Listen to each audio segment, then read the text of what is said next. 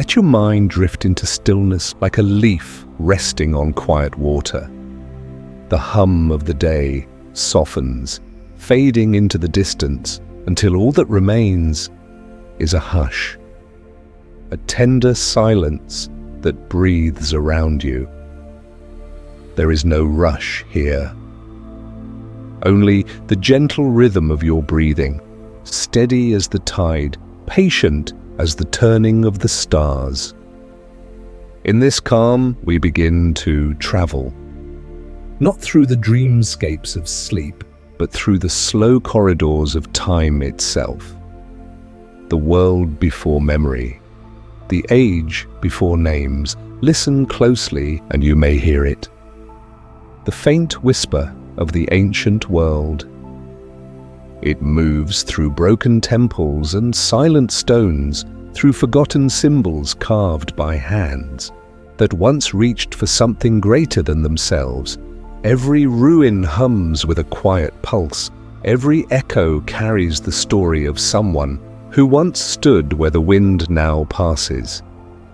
Science calls them mysteries. But perhaps they are simply reminders that wonder has never truly left us. So let your breath be the compass, guiding you beyond what is known.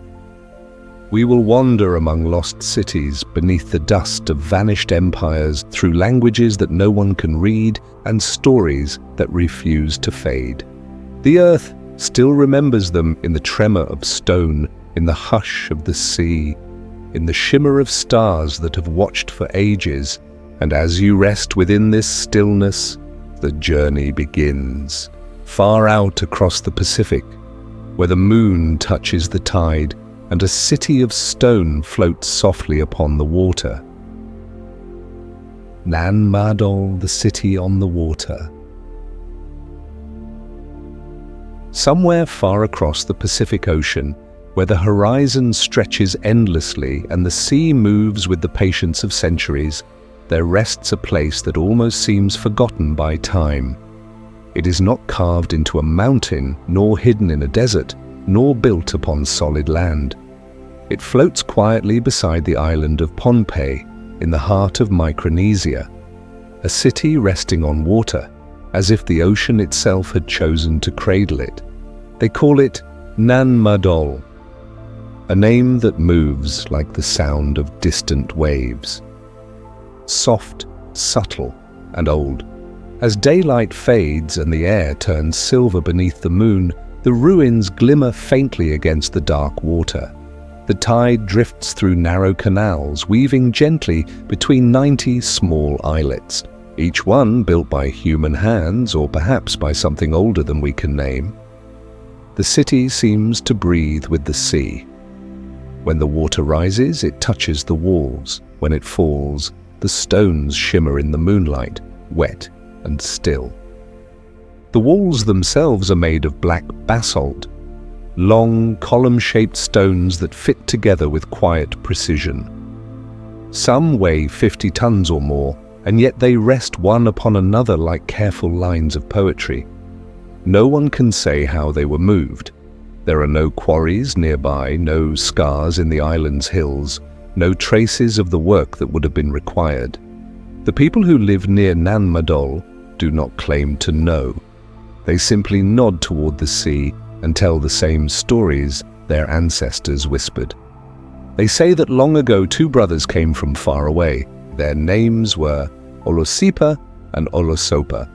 They were not ordinary men, but sorcerers, carrying knowledge that could move the air and shape the world. The legend tells that they came seeking a place to honor their gods, a sanctuary built not on land, but upon the sea, where water would surround and protect it. They spoke to the winds, and the stones obeyed. Basalt columns lifted themselves into the sky, floating like feathers through the clouds before settling gently upon the waves. One by one, the brothers laid the foundations of Nan Madol, a city woven between land and ocean, shadow and moonlight. Over the years, the brothers faded into myth, and others came to rule. The Sodelur dynasty made Nan Madol their royal capital, their seat of power and ceremony.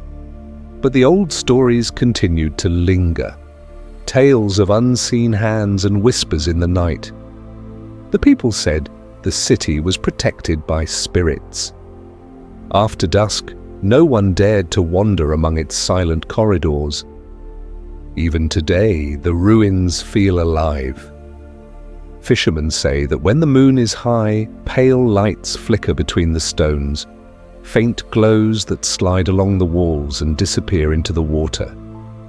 Some say it is the reflection of the stars. Others that it is the city itself remembering its builders. Archaeologists, patient and methodical, have studied Nan Madol for decades. They measure, they map, they theorize. The city, they tell us, was most likely constructed between the 12th and 13th centuries during the height of Sodelur rule. It may have served as a ceremonial and political center, a sacred space for chiefs and priests where ordinary people could not go. The canals might have been used for transport, or perhaps for ritual. And yet, for all their work, the heart of the mystery remains untouched. How were those massive stones moved? Why here, in the middle of the ocean? And what force of faith or will could have inspired such a creation? No one can answer with certainty. The theories rest like footprints in wet sand, soon washed away by the tide. When you imagine standing there, between the black walls and the whispering water, it feels as though time itself moves differently. The air carries a weight of memory. The ocean's rhythm becomes the pulse of the city, steady, unhurried, eternal. In daylight, you might see the outlines clearly, rectangular courtyards, long causeways, tumbled stone dwellings where moss now grows. But when evening falls, Nan Madol becomes something else. The world seems to soften. The air smells faintly of salt and rain. The canals darken and the stones gleam like quiet obsidian mirrors. In that half-light, the boundary between what was built and what was dreamed becomes very thin. You can almost feel the presence of the hands that placed those stones. Whether human, mythical, or something in between, the stillness is profound. You might hear only the call of a distant bird, the breath of the tide, the small sigh of wind through palm leaves. And in that quiet, the city speaks, not in words, but in a rhythm as slow and deep as sleep. Some who visit say they feel watched, though not with fear. It is as if the place itself remembers every step, every whisper, every life that once moved within its walls. Others say they sense a warmth beneath the stones, like the fading heartbeat of something ancient. The locals treat Nan Madol with respect. Few venture there after sunset. They speak softly of it, never boastfully. The old belief still lingers, that spirits guard the ruins, and that to disturb them after dark is to invite misfortune. Perhaps that caution is not superstition, but reverence. Perhaps the islanders understand something that outsiders forget, that some places are not meant to be solved, only honored. When night fully settles, the ocean mirrors the sky so perfectly that the city seems suspended between two worlds. Water below, stars above, and Nan Madol resting quietly in the space between. The canals become ribbons of silver light. The basalt walls fade into the darkness. The whole landscape exhales long and slow, like a body releasing its last breath of the day. The longer you listen, the less you need to understand. It is enough to feel the weight of history, the patience of the ocean, the dignity of stone that has stood through 1,000 years of rain. Science will continue to measure, stories will continue to change. But the city will remain unmoved, unhurried, undisturbed by certainty. Some say that Nan Madol was once connected to other lands.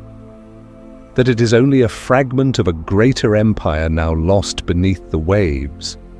Others believe it was built as a reflection of the stars, each islet a point of light mapped upon the sea. Perhaps both are true, perhaps neither. In the end, it doesn't matter. What endures is the feeling that here, in this quiet corner of the Pacific, human hands once reached beyond their limits. They shaped something larger than themselves, something that still hums with the breath of the world. And so Nan Madol remains. Half city, half memory. A place where the boundary between myth and matter dissolves. A reminder that the past is never truly gone. It only sleeps just beneath the surface of the water. If you listen closely, you might hear it dash dash. A low murmur beneath the tide, the sound of waves brushing against stone, the slow and endless breath of the past. Here, time does not hurry. It drifts, it hums, it waits. And somewhere among those basalt walls, as the moon slides higher over the ocean, Nan Madol continues to dream. A city made of silence floating gently on the edge of forever. The white horse of Uffington, the spirit on the hill. Somewhere in the quiet countryside of southern England, the land rises and falls in long, slow waves of chalk and grass. When the evening mist begins to settle, and the light softens into the pale silver of dusk, there is a shape upon one of these hills that stirs the imagination. It has been there for nearly 3,000 years, older than the Roman roads, older than the songs that once echoed across these valleys. It is not a monument of stone, nor a temple or a tower. It is a figure made of absence, of lines carved into the earth itself. They call it the White Horse of Uffington. If you stand far enough away, it appears suddenly a vast flowing form stretched across the hillside, nearly 360 feet from head to tail. It is a horse, but not in the way that a sculptor might imagine one. Its lines are simple, smooth, abstract, as if drawn by the wind rather than by human hands. It is not the body of a creature, but the idea of motion, a spirit of grace captured in the earth. When the sun moves low across the sky, the figure seems to shift with the light. At dawn, the chalk glows faintly pink, and by night it becomes a pale whisper against the shadowed hill. From above, the horse looks as if it is in mid-stride, gliding through centuries, quiet and unchanging. It does not command attention, it simply exists with a patience that belongs to the land itself. Archaeologists tell us the horse was first cut into the chalk during the Late Bronze Age, sometime between 1380 and 550 BCE. Generations of people have returned to maintain it, clearing away grass and soil so that its white lines stay bright and visible. Without this care, the horse would slowly fade into the hillside, absorbed again by time. But every few years, hands young and old gather to cleanse the chalk, to trace once more the lines that their ancestors began. It is a ritual not of spectacle, but of quiet duty, an act of remembrance that links the living with the ancient. No one truly knows why the horse was made. The questions drift like the English mist. Was it a symbol of a tribe carved to mark their land from afar? Was it an offering to a forgotten god, a deity of fertility or of victory? Or was it perhaps a message to the sky, a figure meant to be seen not from the ground, but from the heavens themselves? Some believe it was drawn for the goddess Epona, the Celtic guardian of horses and travellers. Others think it honoured a local spirit of the hills. a being who watched over crops and weather. The truth, as with many ancient things, is quiet and unreachable. It lingers somewhere between story and soil. To walk the hill where the horse lies is to feel the breath of history moving slowly around you. The wind carries the scent of chalk and grass. The ground beneath your feet is soft, pale, and alive with the memory of countless steps. Looking down from the ridge, the valleys stretch outward in every direction, green in summer, silver in winter, always moving gently with the weather. And in the center of it all, the horse continues to rest, its outline clear, its purpose unspoken. Nearby stands Dragon Hill, a small mound with a flat top, where legend says that St. George once slew a dragon. The spot where the creature's blood fell, they say, is the patch of earth where grass will never grow. Whether that story was born from the horse's presence or drawn toward it by coincidence, no one can tell. But the two have become entwined, symbols of guardianship and endurance, living side by side on the same gentle slope. When fog drifts through the valley, the horse seems to vanish, then return again with the wind. To some it feels as though it breathes, not a creature of flesh, but a pulse within the landscape. It does not move, yet somehow it travels through time, always present, never hurried. For centuries, poets and wanderers have written about it. They describe it as a messenger from the past, or a memory carved into the earth.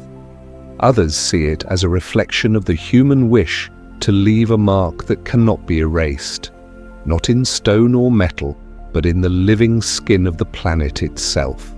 Every few summers, the people of the nearby villages still gather for what is called a scouring. It is part celebration, part caretaking. They bring buckets of chalk, wooden tools, and quiet laughter. They kneel along the edges of the figure, pressing the bright powder into the lines, renewing what has always been there. The work is slow, rhythmic, almost like breathing. Each movement connects them to those who came before. No ceremony marks the beginning or the end. The hill itself dictates the pace, calm, deliberate, timeless. When they are finished, the horse gleams once more against the hillside, its edges clear and clean, its spirit awake again. The white horse has watched wars come and go. It has seen kingdoms rise, roads cut through valleys, and skies filled with aircraft. Yet none of it seems to touch it. The figure remains untouched by urgency, content to observe rather than to change. It has become a kind of silent witness, not only to history, but to the enduring presence of the land beneath our feet. Some nights, under a full moon, the horse looks almost translucent, as if it were made of light rather than chalk. Travelers passing through the veil of the white horse sometimes pause, drawn by something they can't quite name. Perhaps it's the curve of the hillside, or the way the stars gather above it, or perhaps it's the quiet suggestion that the earth itself is alive with memory. Standing there, one senses no grand mystery demanding to be solved, only a deep stillness. The figure is both simple and profound, a single gesture stretching across millennia, carrying within it the patience of the soil and the imagination of humankind. Whether it was a symbol, a message, or a prayer, the white horse continues to serve the same purpose, now as it did thousands of years ago, to remind those who see it that time flows gently and that the stories of the earth are written in forms we may never fully understand. As night deepens, the breeze moves softly across the downs. The chalk cools beneath the stars, and the valley sinks into quiet. Somewhere below, the lights of distant homes flicker and fade. The horse, high upon its hill, remains still, watching, patient, eternal. Its presence is not demanding, yet impossible to ignore. It is both part of the landscape and apart from it, a figure that belongs to the world and to no one at all. It does not speak, but it is never silent. It does not move, but it is never truly still. The earth remembers, even when we forget. The chalk breathes slow and steady beneath the changing seasons. And the white horse of Uffington, the spirit on the hill, keeps its quiet vigil, year after year, century after century. It will continue long after our footsteps have faded, long after names and nations have shifted and disappeared. For the horse is not only a mark upon the land, it is the land itself, dreaming in white lines, patiently waiting for dawn. The Voynich Manuscript, the book no one can read. The room is quiet. A small flame trembles in the corner, casting a faint gold across wooden walls. Somewhere outside, a bell tolls the hour, and the sound fades gently into the streets of 15th century Europe. On a table worn smooth by years of use, there lies a single book. Its leather cover is dark with age and its pages pale as pressed flowers. When opened, it breathes a faint scent of time, ink, dust, and the memory of hands that turned its pages long ago. This is the Voynich Manuscript, a work unlike any other known to humankind.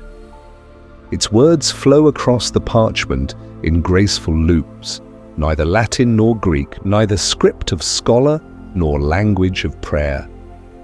Each symbol curves with intention, as though it holds a meaning just beyond our reach. The letters dance in lines that move left to right, page after page, steady and deliberate, as if the writer knew exactly what was being said, even if no one else ever would. In the margins, the imagination unfolds plants with leaves that bend in impossible ways, roots that twist into shapes no botanist can name, flowers blooming in patterns that belong to no season of earth. Between them lie diagrams of stars, circles intersecting circles, constellations that never graced our night sky. Women bathe in pools of green water, spirals turn endlessly inward, and words hover beside them. Elegant, silent, unknowable. No one knows who created it. No one knows for whom it was written. Carbon dating places the parchment in the early 1400s, but its soul feels older, as if it had passed quietly through other hands, other centuries, before finding its resting place. Over the ages, the book has traveled, from monastery to castle, from scholar to collector, each owner certain that they could uncover its secret. They studied it by candlelight, counted its symbols, searched for patterns in the ink, and found only deeper silence. In 1912, the manuscript was purchased by an antiquarian named Wilfrid Voynich, whose name it now bears. He believed it might contain the lost knowledge of the ancients, perhaps a key to forgotten science, or the writings of a medieval alchemist. He showed it to experts, linguists, and codebreakers, but the more they examined it, the more elusive it became. Every letter, when studied closely, seems purposeful. Every word follows the rhythm of language, and yet no meaning appears. It resists translation, and as though it belongs to a world just slightly out of alignment with our own. Scholars of cryptography have tried to measure its structure. They have counted frequencies, mapped repetitions, tested algorithms, both ancient and modern. Even artificial intelligence, machines built to decode the secrets of the universe, has traced its loops and lines only to return to the same conclusion: the text cannot be read. Some believe it hides alchemical formulas, a record of transformation, not of metal into gold, but of mind into spirit. Others think it may be a manual of medicine, a guide to plants and remedies that once healed forgotten kingdoms. A few whisper that it was a diary written by a mystic who saw the world through symbols instead of words. And there are those, quietly and without ridicule, who wonder if it is a message not meant for Earth at all. Yet perhaps the book is simpler than that. Perhaps it was never meant to be solved, and Perhaps it exists only to remind us that not all knowledge can be possessed, that some things are beautiful precisely because they remain unknown. When you imagine the scribe at work, you see a figure hunched over parchment ink, drying slowly beneath a trembling candle. The quill moves with care, each curve drawn with a confidence that speaks of meaning. Outside, snow might be falling. Inside, there is only the quiet rhythm of creation, a steady hand, a silent intention. The manuscript seems to hum with this stillness, as though language itself is dreaming. It asks for nothing, no interpretation, no proof, only attention. centuries have passed. And the book endures, resting now in the library of Yale University, sheltered by glass, watched over by the soft hum of modern light. Its pages are preserved, but their mystery remains whole. Students, scientists, and dreamers still come to see it, not to solve it, but simply to stand in its presence. The Voynich Manuscript is more than an artifact, it is a mirror. It reflects our need to understand, our hunger to name the unnameable, and our willingness to reach toward the infinite, even when the infinite does not answer. Some days a new theory arises, that it is a cipher, that it is a lost tongue, that it is the work of a clever artist who enjoyed the beauty of confusion. But when the voices of debate fade away, the book is still there, quiet, unchanging. Its symbols curling softly across the page, like vines across forgotten stone. And so it waits, patient as the turning of the stars, unmoved by curiosity or fame. It has nothing to reveal, and yet everything it touches feels changed. If you were to hold it now, the parchment would feel fragile beneath your fingers, light as breath. You might trace one of its letters, Follow the curve of an unknown word. For a moment, you would sense the presence of the hand that wrote it. Someone long vanished, yet somehow still here.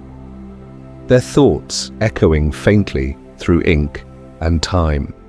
You could turn the pages slowly, each one a small universe and each symbol a constellation of its own.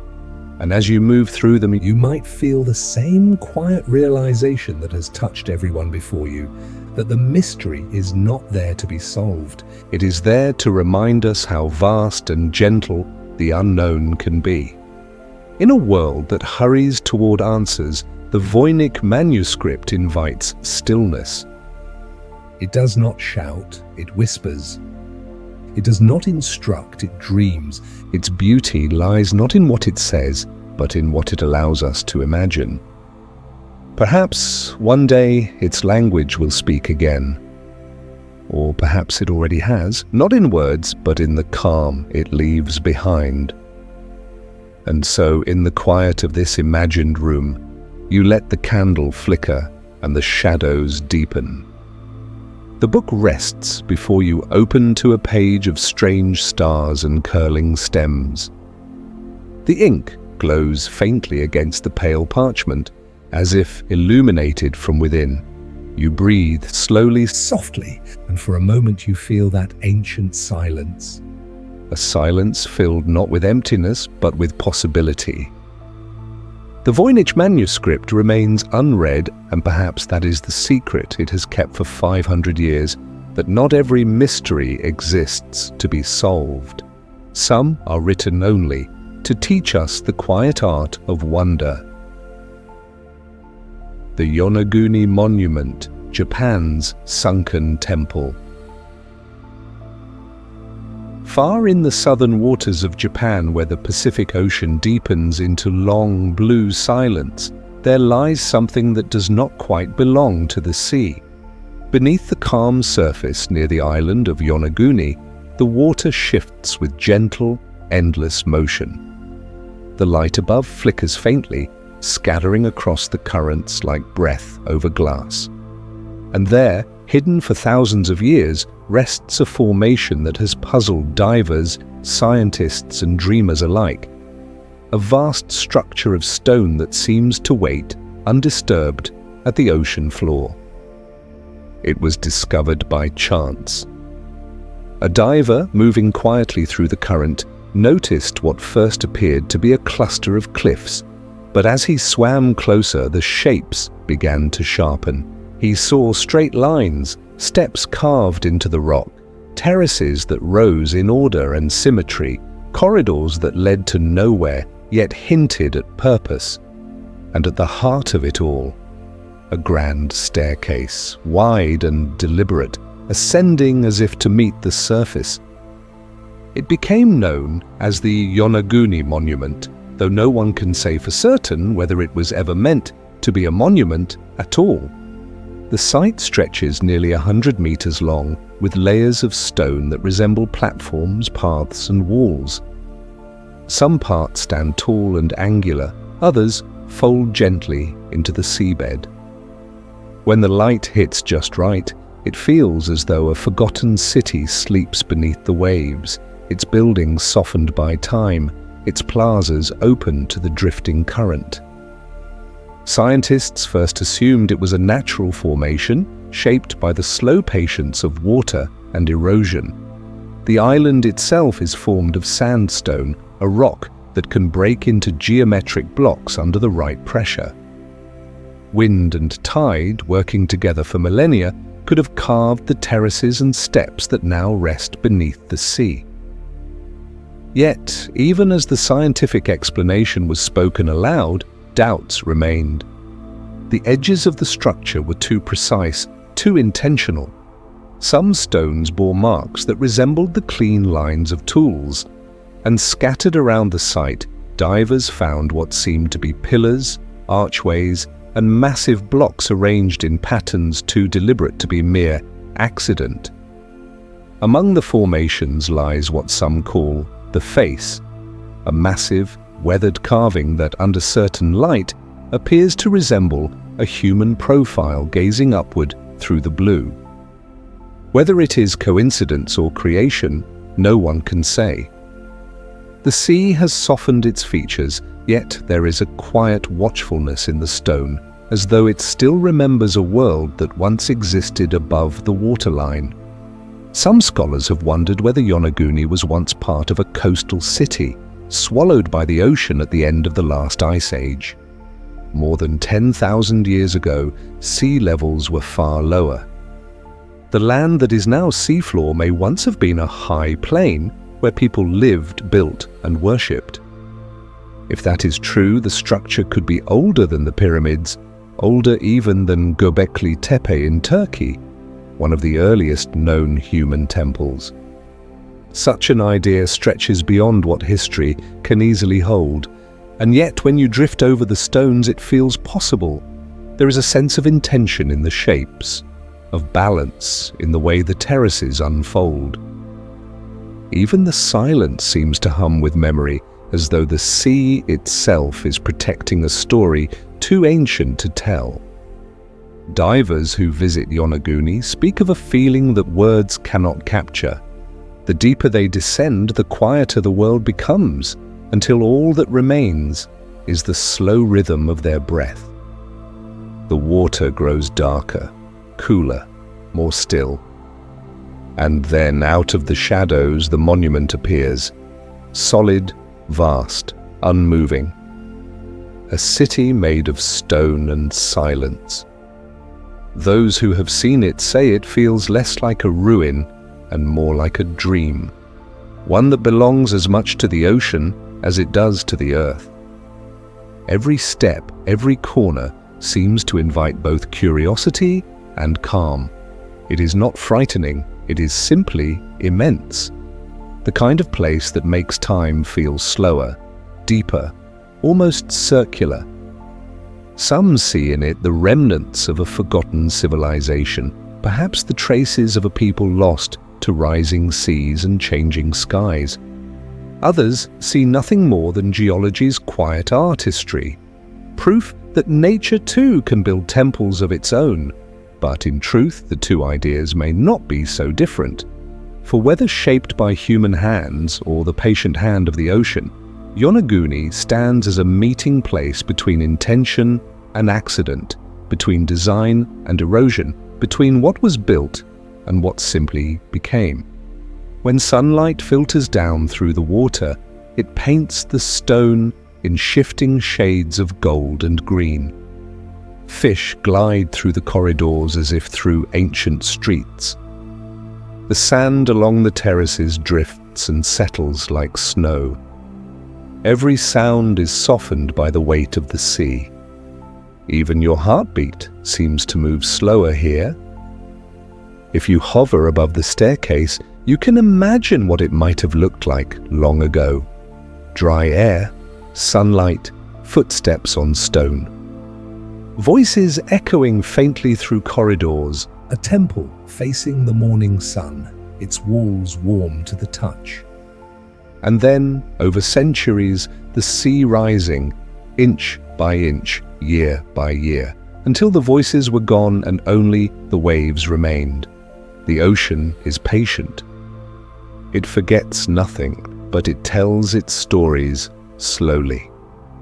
Perhaps Yonaguni is one of those stories, a chapter half erased, yet still visible beneath the water's calm.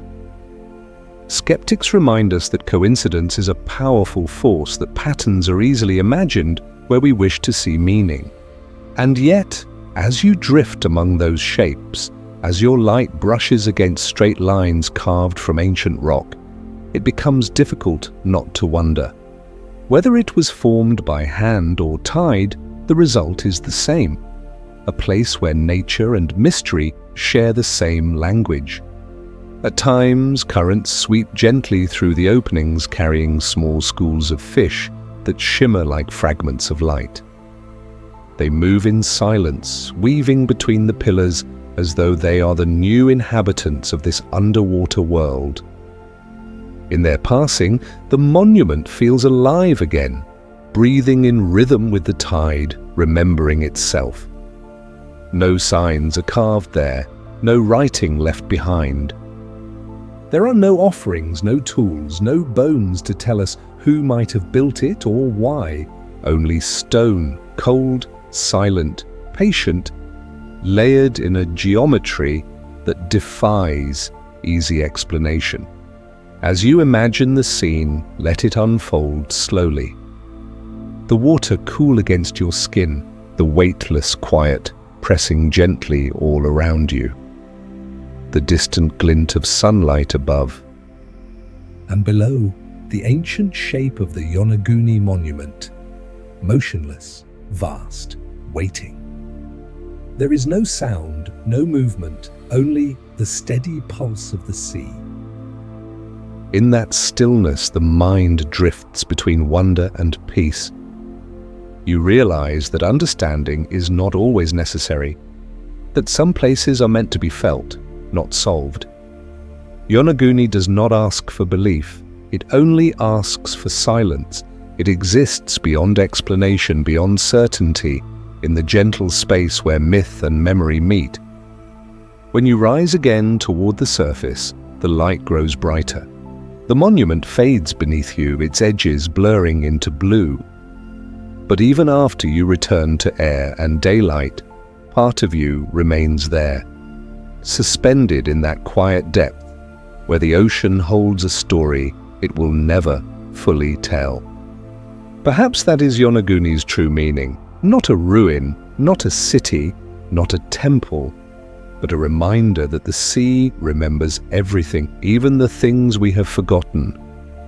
And in that remembrance, the world feels ancient again, slow, patient, and endlessly alive. The tomb of Qin Shi Huang, the emperor's forbidden chamber. The land rises gently around the city of Xi'an, a landscape of quiet hills and muted fields.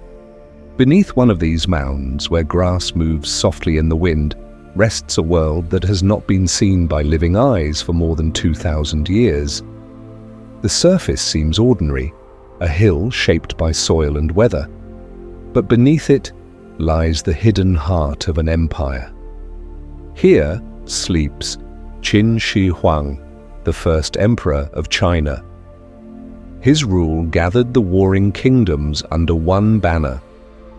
He ordered walls to be joined into what would become the Great Wall, roads to stretch across valleys, a language to be unified. He dreamed of permanence, of a country that could not be broken, of a legacy that would outlast the centuries. Yet, like all rulers before and after, he knew that death waited quietly, and he sought to build a resting place that would mirror the heavens and hold the earth. Around his tomb stands a silent army. Thousands of terracotta warriors, archers, generals, horses, chariots. Each one molded from clay, each one unique. Their faces carry calm expressions. Their armor bears the careful marks of real soldiers. They were placed in ordered ranks as if awaiting the sound of a distant command. For more than 2 millennia they have kept their watch beneath the soil, guardians of an emperor who wished never to be disturbed. But the army is only the outer wall of the mystery. Deeper still, beneath layers of earth and stone, lies the emperor's true chamber, the inner world that no hand has touched since the day it was sealed. Ancient records speak of wonders inside, rivers of liquid mercury flowing through miniature mountains and valleys to form the geography of China, palaces of bronze filled with treasures, ceilings inlaid with pearls arranged to reflect the constellations above. In this underground kingdom, day and night were eternal, and the emperor would continue to rule in death as he had in life. The stories might have remained only myth, yet modern science has found quiet echoes of truth. Soil studies around the mound reveal unusually high levels of mercury, a trace that seeps upward even after centuries. The element's presence whispers of the rivers described in legend, of the bright, poisonous streams that may still wind unseen through the darkness below. No one has entered to confirm it. The chamber remains unopened. The Chinese government has long forbidden excavation. The reasons are practical and gentle. The technology to preserve what lies within is not yet ready. The structure itself may collapse if disturbed. The delicate pigments on ancient objects could vanish the moment they meet the air. But there is another reason, unspoken yet deeply felt, a quiet respect for what should not be awakened. It is said that the tomb was protected by intricate traps, by crossbows that would fire upon intruders, by mechanisms whose designs are long forgotten. Whether those devices still exist, no one can say. What remains certain is that the emperor sleeps untouched, his world sealed in silence. Imagine it for a moment. Far below the roots of the grass, past chambers of clay soldiers and stables for horses sculpted from earth, the passage narrows into stillness. The air is cold, unmoving. The walls gleam faintly where the stone meets metal. And at the center, beyond the last door, the chamber opens. A vast, quiet space where light has never fallen. There perhaps lies the emperor upon his throne of bronze. Around him, the miniature rivers flow, the stars above shimmer in pearl and gold. Time does not move in that place. Dust has settled gently over centuries, but nothing stirs it. The empire of the dead continues its endless dusk. For the people of China, the mound is not a monument to be conquered by curiosity. It is a memory. Visitors walk quietly along the paths that surround it. The air smells of soil and pine. Nearby, museums hold fragments of the outer army, faces once hidden, now gently lit behind glass. Yet the center remains untouched. No archaeologist presses forward. The ground itself feels sacred, as if it hums faintly with a pulse older than history. Scholars still study, of course. Remote scanners peer into the hill, measuring voids and densities. Images appear of chambers, corridors, and unseen halls. Each new scan deepens the mystery rather than ending it. The mound becomes less a tomb and more a living question. How much should we uncover? How much should remain in the dark? There is an odd piece in not knowing. The Emperor's decision to build his immortality beneath the earth and to guard it with silence has succeeded. He has achieved a stillness that even time respects. The soil above him changes with the seasons: spring grass, summer rain, autumn wind, winter frost. Each passes without disturbance. Birds rest on the hillside, children play in the distance. The great armies of clay continue their patient vigil. Nothing breaks the calm. If one were to stand there at dusk, the mound would appear as a shadow against the fading light. The wind might carry the faint sound of the nearby city, but within the hill there is only quiet. The imagination drifts easily downward, tracing the slow layers of earth, the corridors of soldiers, the sealed chamber beyond. In that imagined depth, you can sense the Emperor's wish, not arrogance, but longing. The desire to hold the world still, to make beauty and power last forever. Yet even perfection must sleep. Perhaps he understood that his tomb was not meant to be opened, that true legacy lies not in what is revealed, but in what endures unseen. His empire, like his chamber, was carved from order and ambition. Both have softened over time, yet both remain. Archaeologists may one day find the courage and the technology to look within, or they may decide that the silence is its own protection. Either way, the tomb has already fulfilled its purpose: to preserve the moment when a man became myth, when the reach of power turned inward and became stillness. The hill outside Xi'an does not boast. It simply rests, its slopes covered in quiet green. The wind moves through the grass, whispering across centuries. Somewhere beneath, in the heart of the earth, the first emperor continues his eternal reign, not in the noise of command, but in perfect, unbroken peace. Perhaps that was his final act of wisdom, to ensure that his story would remain half-told, a reminder that mystery too is a form of immortality. And so he sleeps on, untouched, unseen, complete. The rivers of Mercury may still flow, the stars of pearl may still shine, but the world above turns quietly, and the hill keeps its secret. In the end, perhaps that is how he wanted it. The lost city of Z, the Amazon's hidden civilization. The forest begins with sound. A low hum rises from the soil, soft, patient, endless. It drifts through layers of green, through vines and branches heavy with rain, through the quiet rhythm of water that never stops falling. Somewhere beneath this living ocean of leaves, the earth keeps an older memory.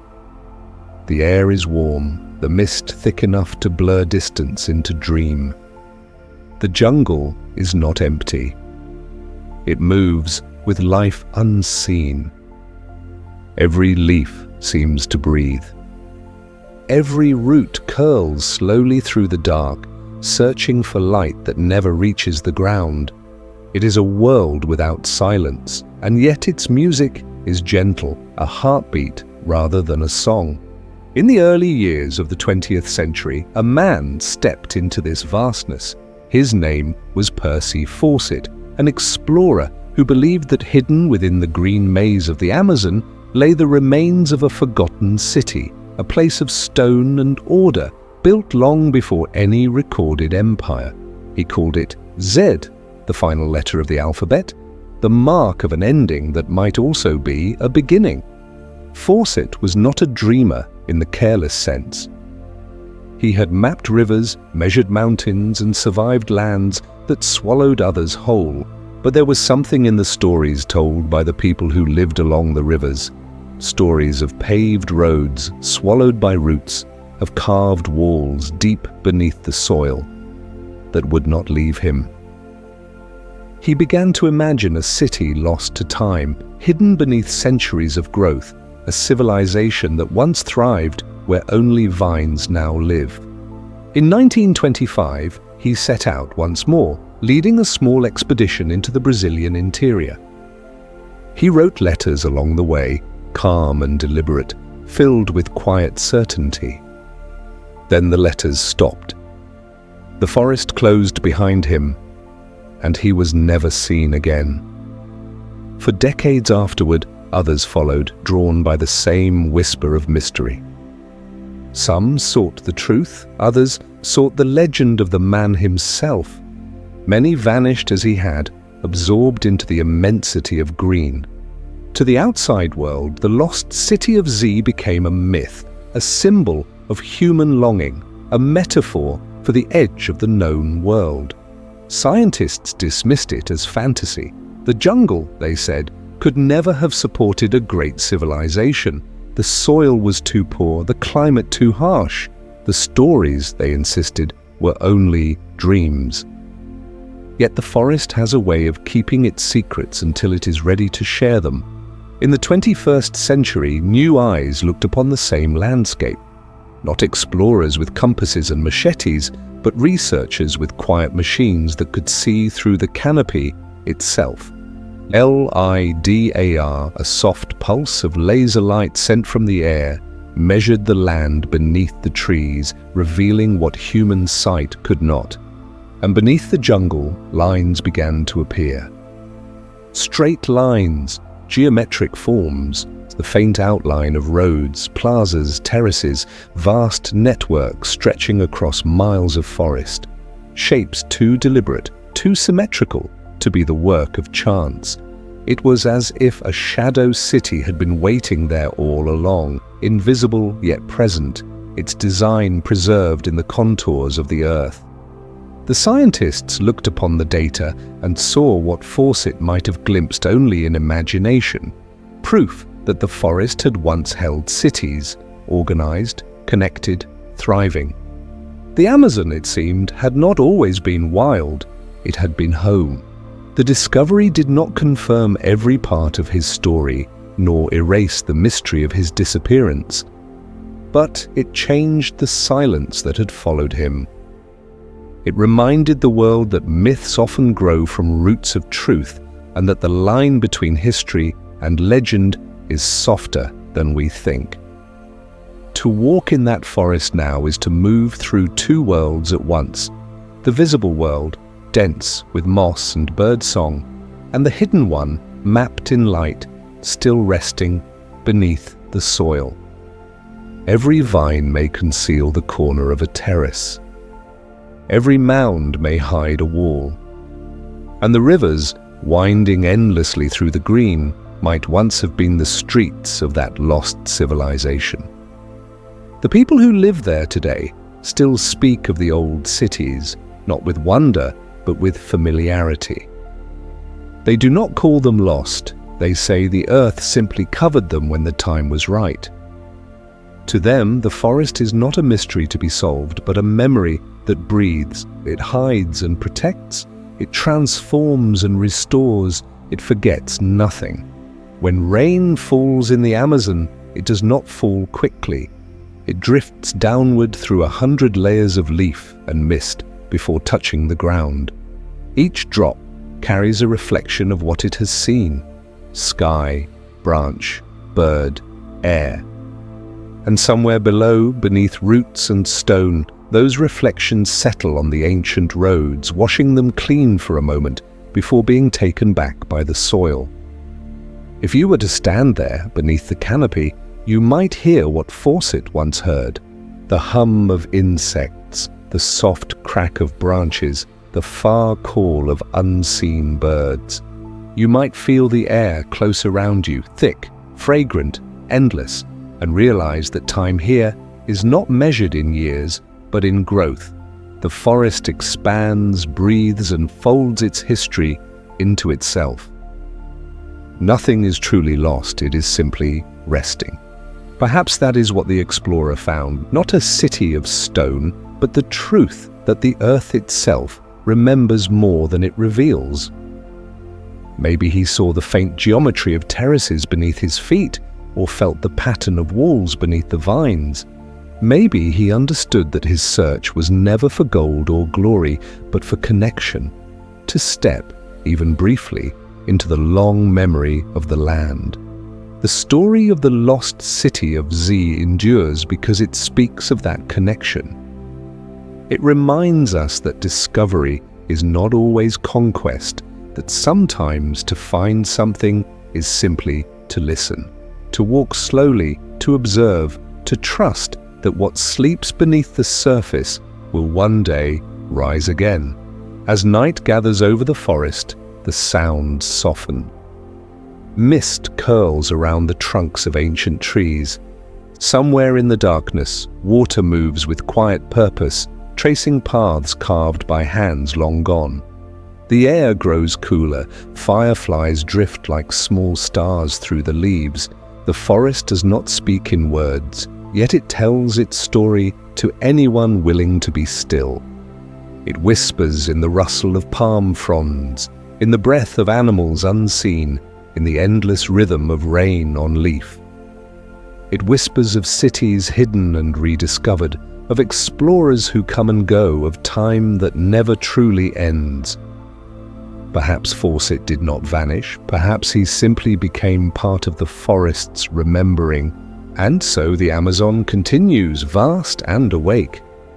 Its rivers twist through centuries. Its roots wind around the bones of temples and terraces. The jungle breathes slowly, deeply. And in that breath the earth keeps its memory. Quiet, patient, eternal.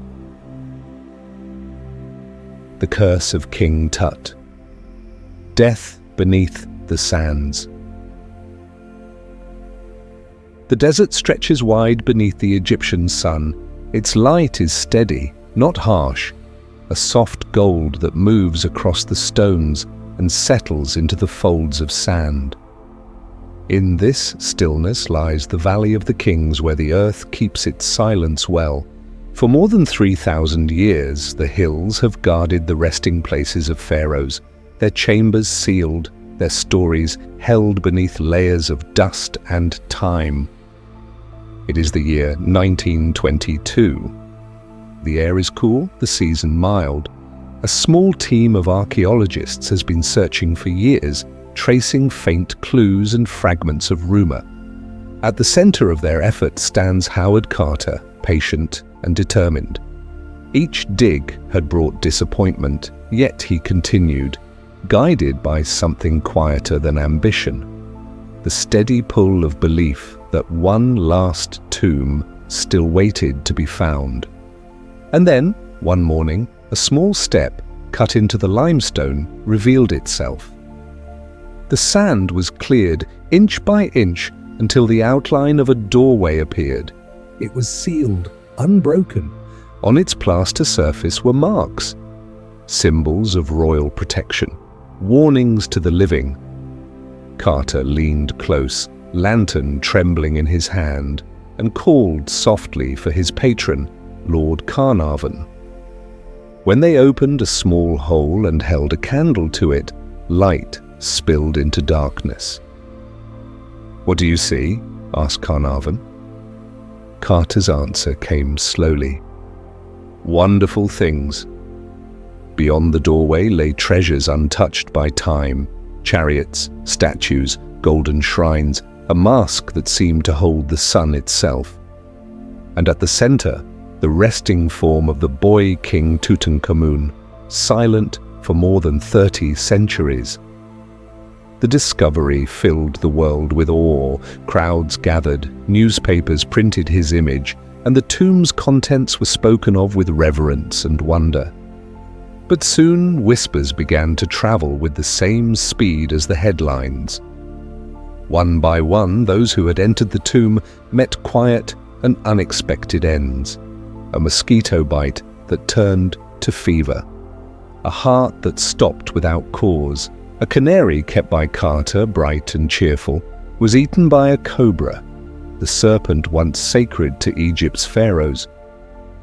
To those who watched from afar, these coincidences became a pattern.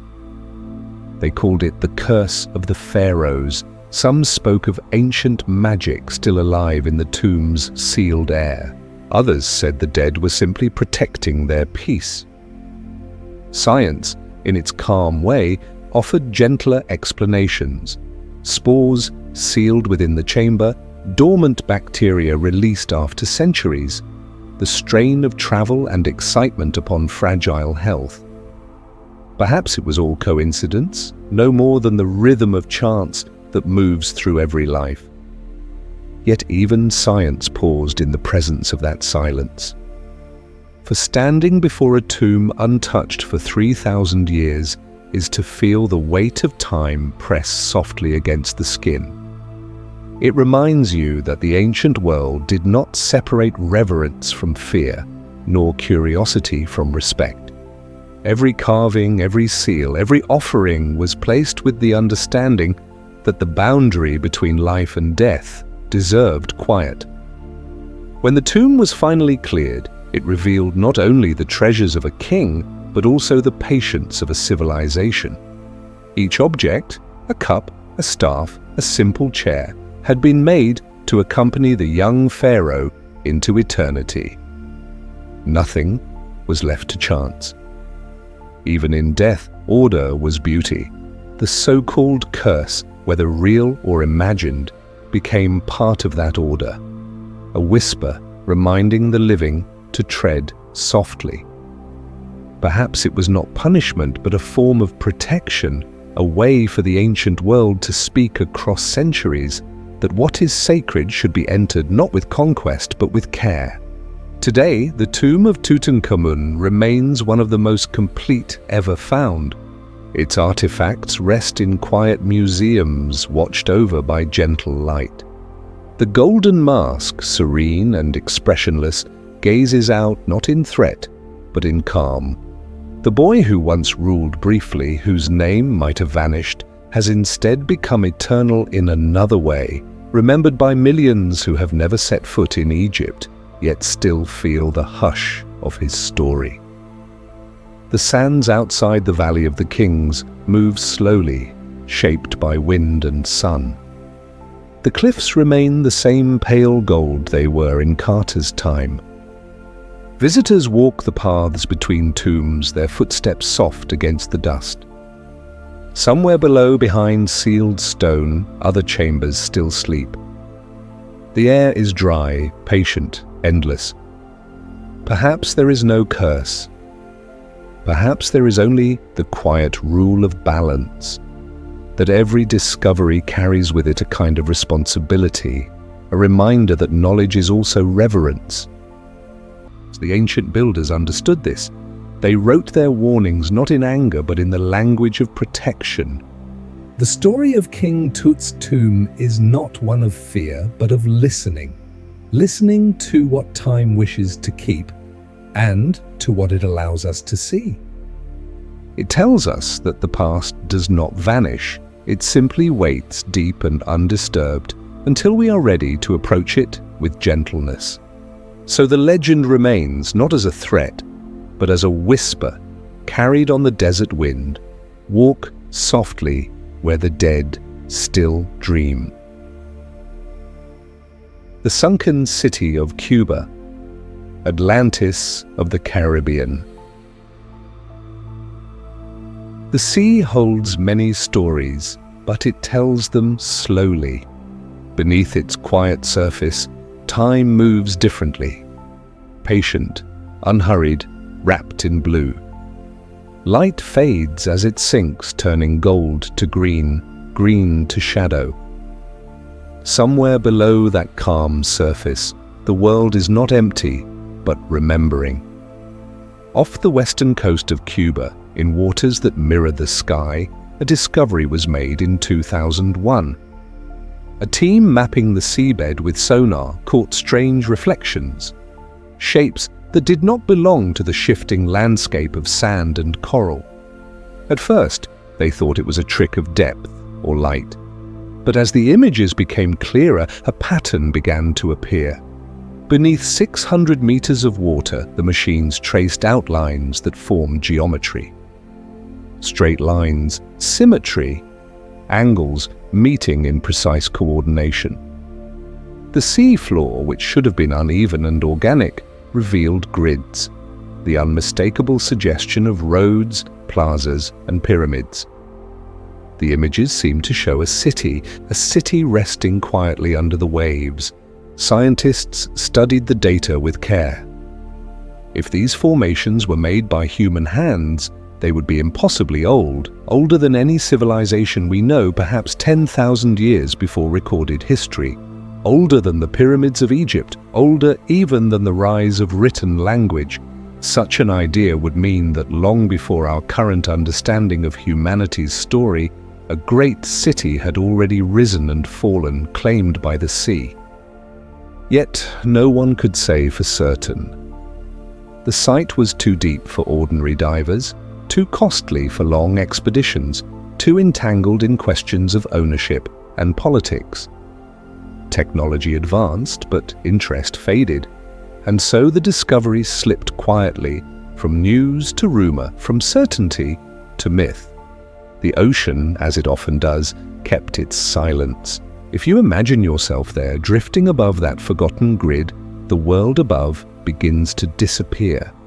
Light falls in trembling ribbons that move with the current. The sound of your own breath becomes the only rhythm. The deeper you go, the slower everything feels. And then, through the blue haze, the outlines take shape, faint but steady, rising from the seabed like memories of architecture.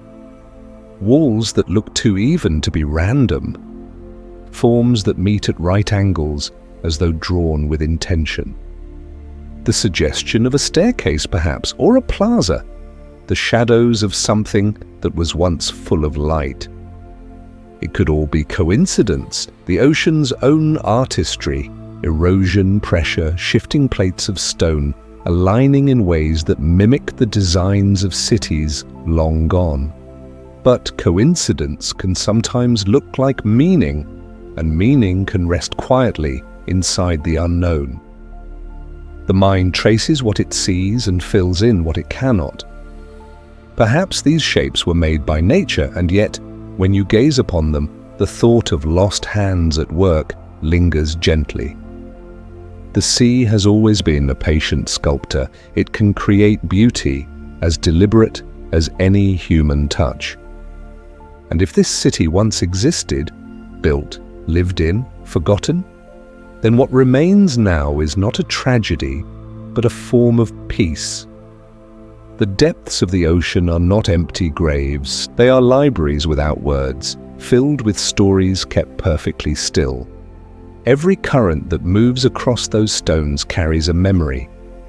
Footsteps, voices, laughter, all dissolved into the water long ago. The sea remembers even if we do not. For centuries, humankind has told stories of Atlantis, the shining city that fell beneath the waves, a tale of knowledge and loss, of pride and silence. Perhaps this discovery near Cuba touched that same chord in us. We want the sea to hold our myths because the sea is vast enough to keep them safe, and yet the truth may be simpler. Perhaps these structures are nothing more than the play of stone and shadow. Perhaps there was never a city there at all. But even so, the beauty of the mystery remains.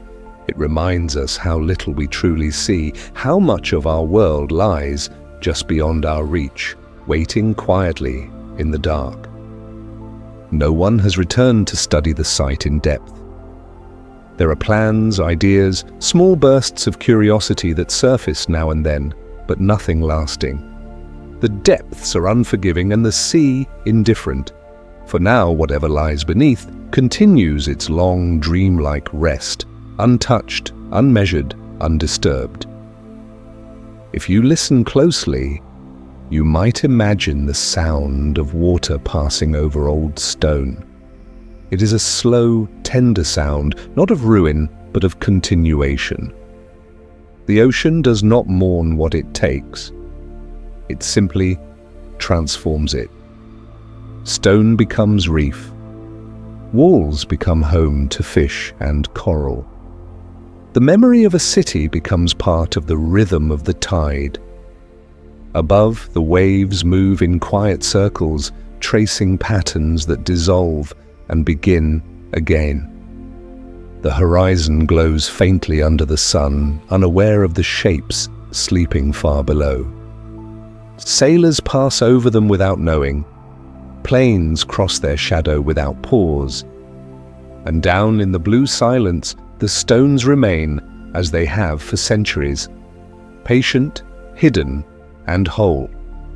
Perhaps in time, someone will return. Perhaps new technology will lift the veil, revealing the details the water now conceals. Or perhaps it is better left this way, a secret between the earth and the sea. A story half told, half dreamed, perfectly preserved in stillness. Beneath the waves there is no urgency. The sea does not measure in years. It knows only rhythm, only tide.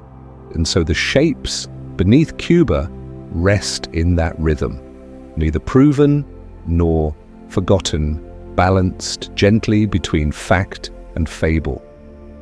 If you close your eyes and listen to the sound of the water, you might almost hear it. The faint echo of waves over ancient stone, the quiet song of a city sleeping wrapped forever in salt and time.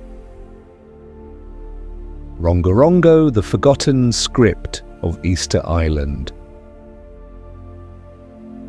Far out in the Pacific Ocean, there lies an island so remote that the sea itself seems to guard it.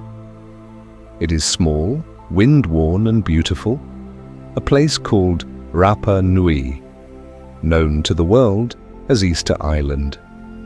Here, beneath an open sky and the endless sound of waves, great stone figures stand facing the horizon. They are called moai, solemn guardians carved from volcanic rock, their expressions calm, eternal, unblinking. But behind their quiet watch, another mystery once lived, one not carved in stone, but written in wood. In small caves and sacred houses, wooden tablets were kept, their surfaces covered in delicate markings. Each line moved in graceful rhythm, curving and spiraling like the motion of the sea. There were figures of people, of birds, of waves and crescents, symbols that seemed to move even when still. The islanders called this language Rongorongo. No one knows when it began. Some believe it was created after the first European ships arrived in the 17th century.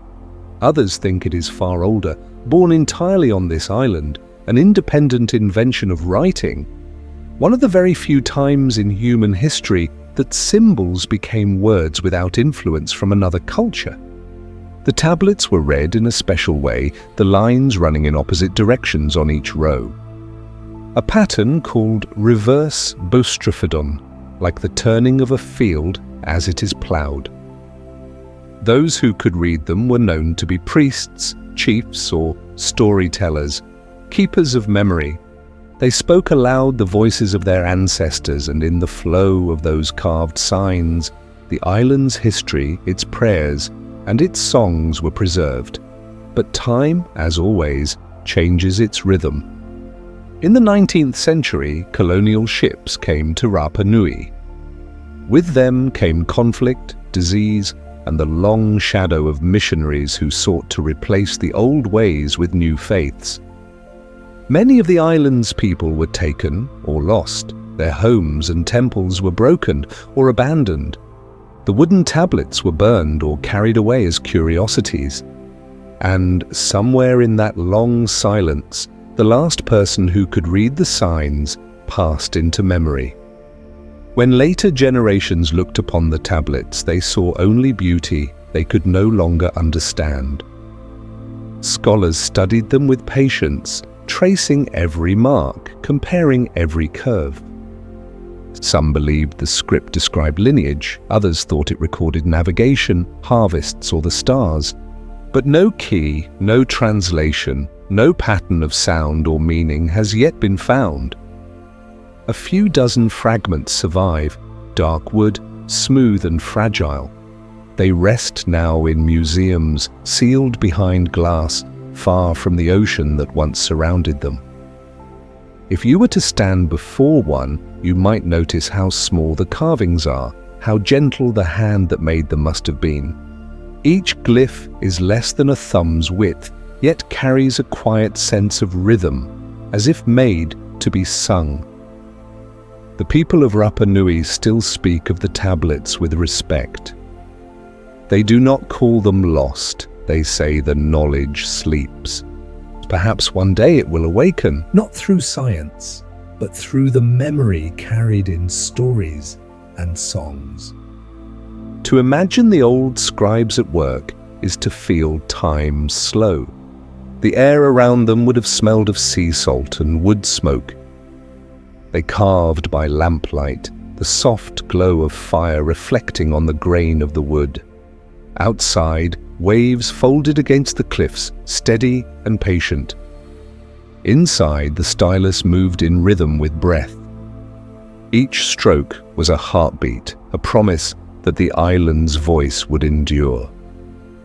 Now the voice is faint. A whisper, left in lines no one can read. But even in silence, meaning survives. Rongorongo reminds us that language is more than sound, it is presence. It is the trace of thought made visible, The bridge between what is said and what is felt. When the wind passes across Rapa Nui, it carries both sound and memory. It moves through the stone giants who still watch the sea, through the caves where the last tablets once rested, and through the heart of those who remain. The island breathes, and with it, perhaps the script breathes too, softly, unseen, waiting. Each symbol on those tablets is like a heartbeat we can no longer hear, but we can still sense its rhythm, steady as the tide, enduring as the stone faces above the shore.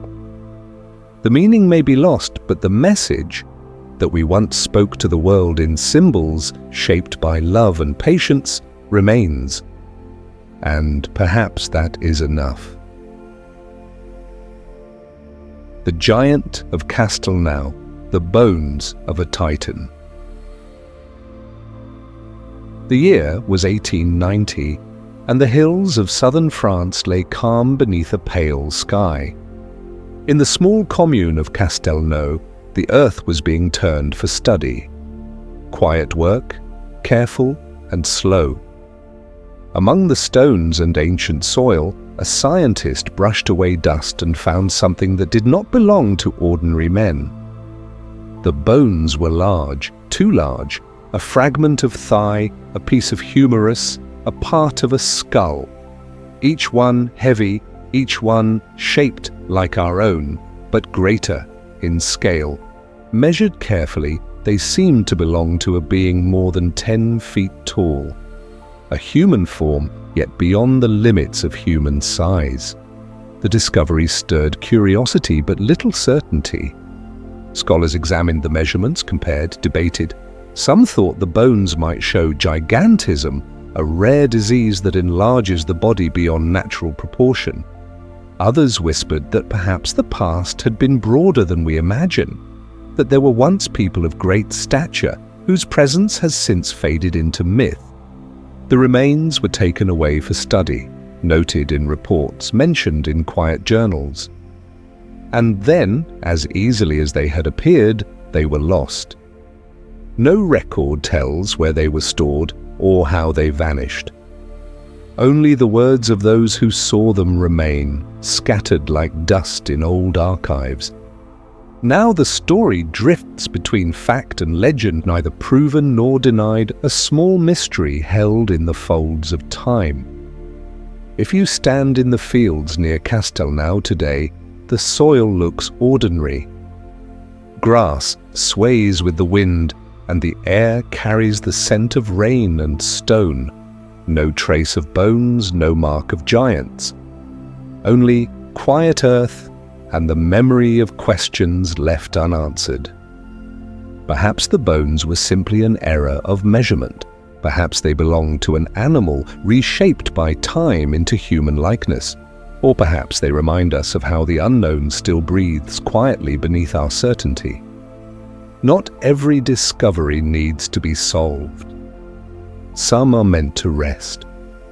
Like seeds planted deep, waiting for the right season to be remembered again, the tale of the giant of Castelnau endures not for proof, but for what it evokes, the sense that history may still hold surprises, that the world we walk upon may remember things our minds have forgotten.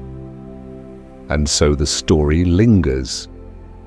A tall shadow at the edge of twilight, Silent, unmeasured, watching the centuries pass.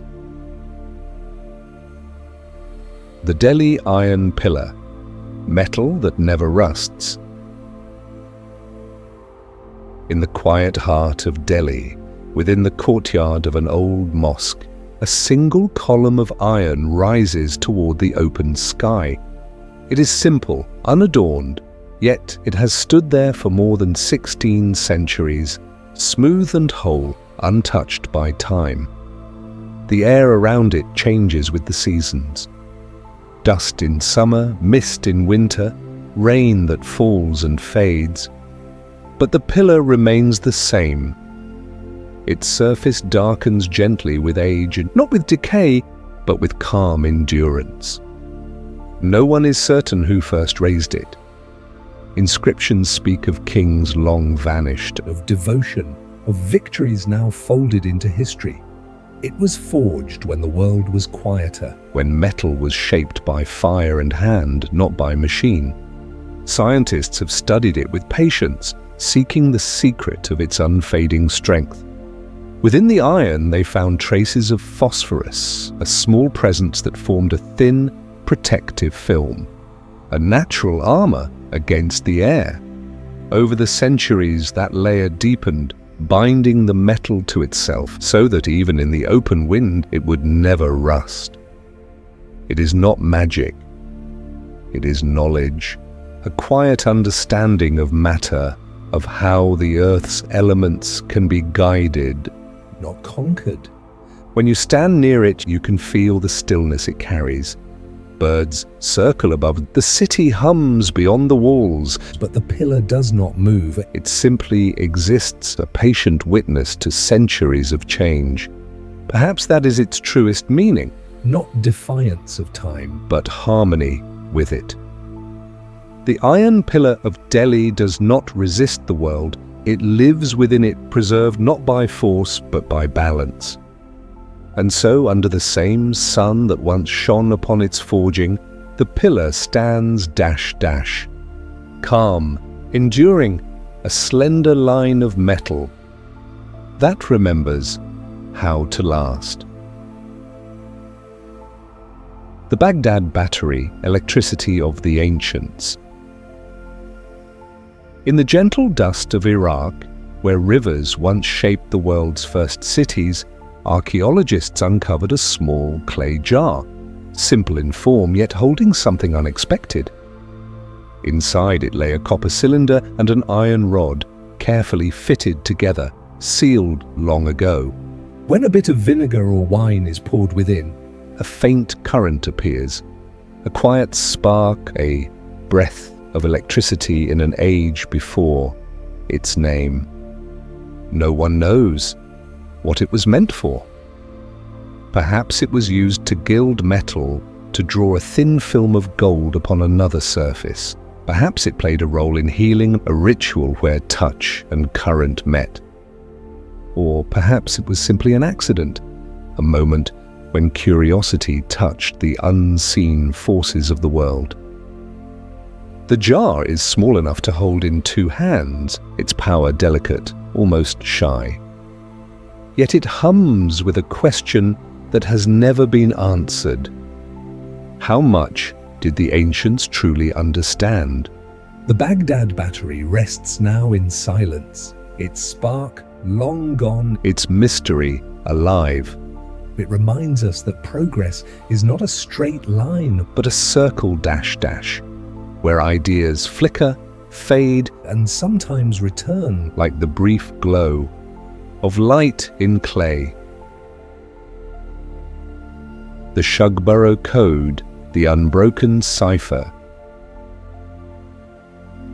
In the quiet countryside of Staffordshire, England, an old estate rests among trees and open lawns.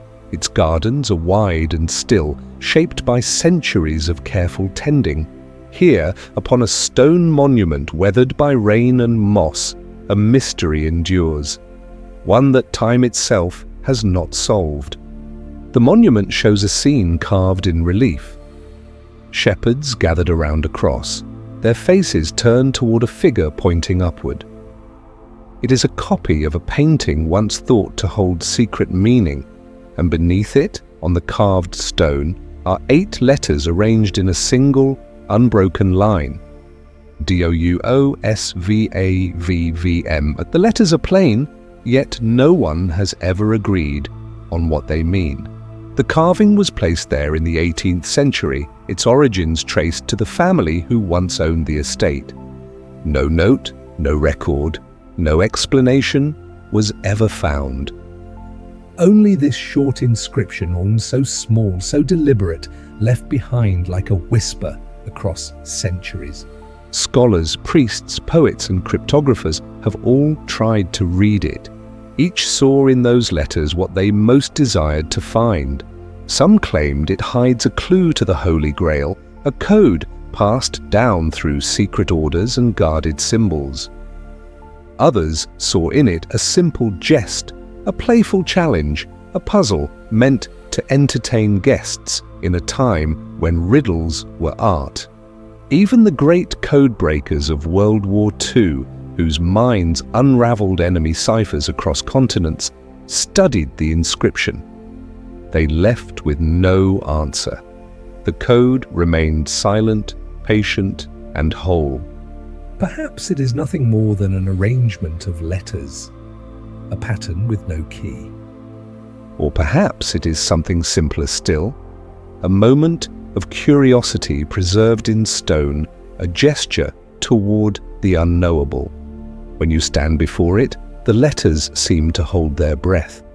Wind moves through the trees, birds settle on the monument's edge, and sunlight passes gently across the carved faces of the shepherds.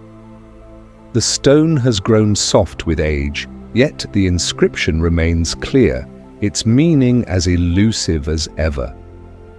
There is a certain peace in not knowing.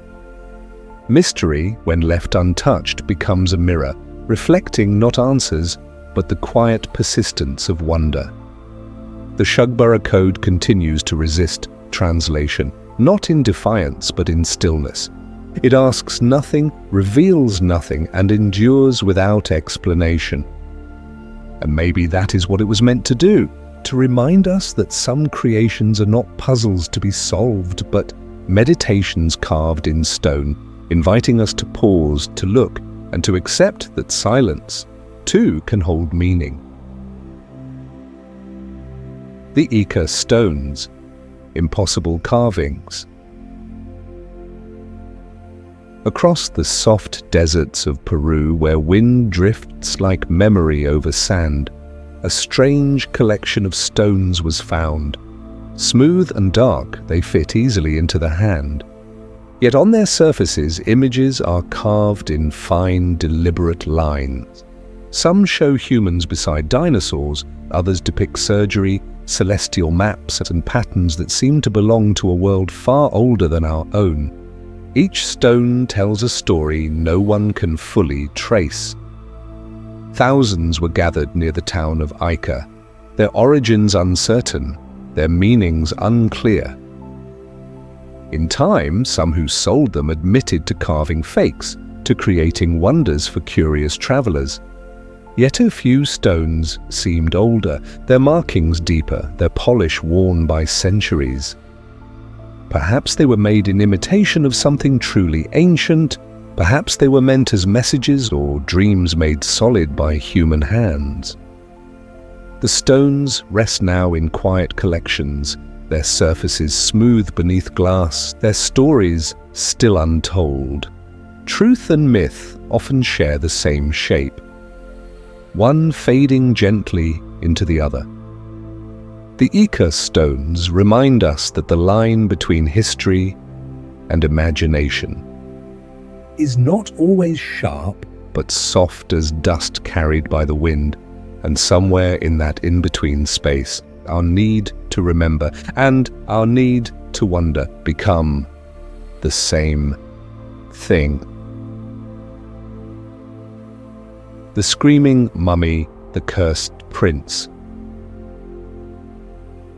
In the sands of Egypt, among the royal tombs of Thebes, one mummy rests unlike any other. His head tilts slightly back, his mouth open as if caught mid-breath, a silent shape that seems to echo across centuries. He was not wrapped in silk or linen, but in sheepskin, a covering once used to mark disgrace. No gold, no blessing, no name upon his coffin, only stillness and shadow. For years, no one knew who he was. But when the wrappings were studied and fragments of DNA compared, his identity unfolded: Prince Pentuer, the son of Ramses III. Ancient texts tell of a plot, a moment, when the prince and his mother conspired against the pharaoh. When the plan was revealed, he was given a choice: to die by his own hand and be buried in silence. The body was laid to rest, but the face remained, lips drawn back, jaw unbound, as though the last breath lingered too long. Perhaps it was not pain, but surprise or sorrow, or simply the way time preserves expression. Whatever the truth, the mummy, known as the Screaming Man, reminds us that even in death, human stories do not end. They whisper softly through the folds of eternity. The Lost Tomb of Genghis Khan. The Secret of the Steppe.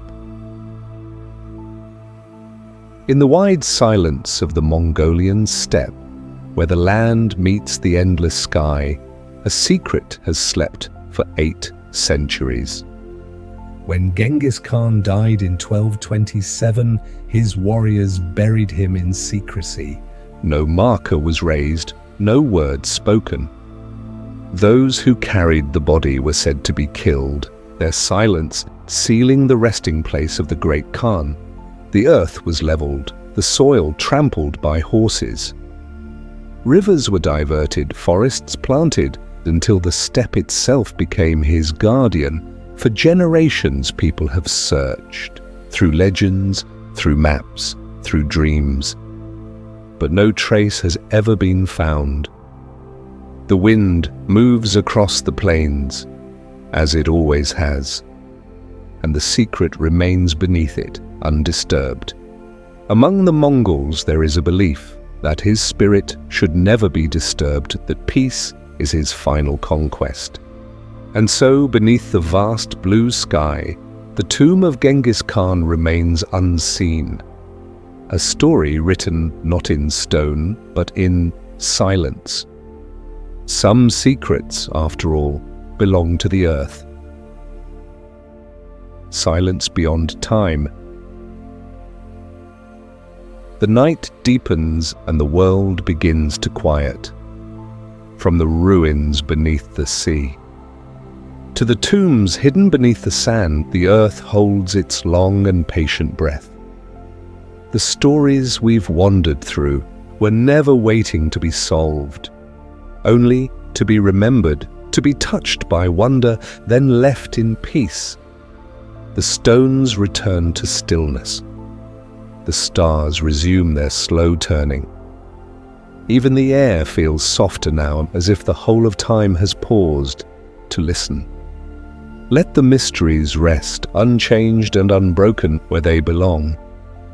In the quiet space between knowing and dreaming.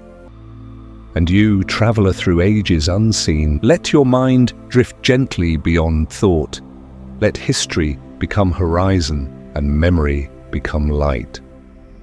Sleep now beneath the same sky that watched the ancients.